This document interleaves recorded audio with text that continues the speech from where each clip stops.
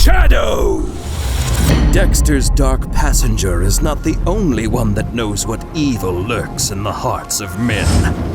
The Shadow knows.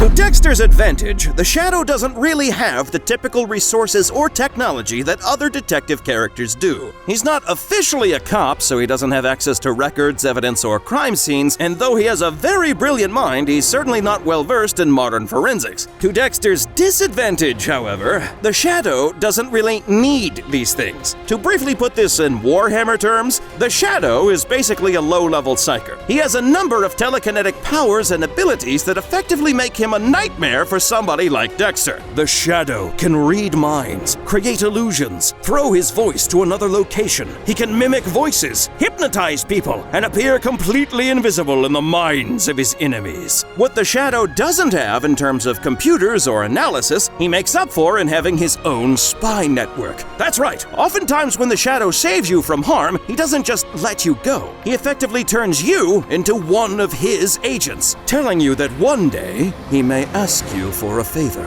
which could be something as simple as unlocking a door at the place you work or giving him some information. The Shadow doesn't really save your life. He just protects anyone that could be a potential spy for him, which is everyone. This is a serious problem for Dexter, because even though he's pretty good about not leaving behind witnesses or evidence, that means anyone in this city, even the guy that runs the taco truck outside Miami Metro, could be a potential informant for the Shadow, and Dexter would have absolutely no idea.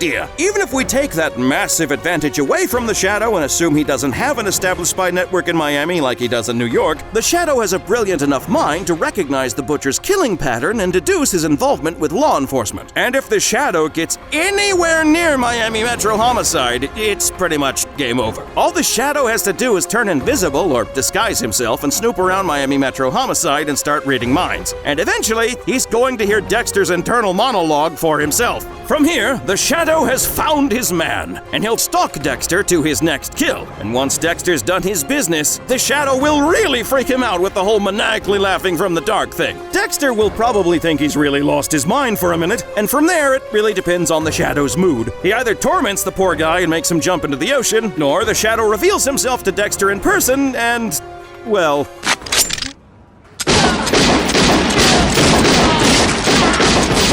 Dexter dies.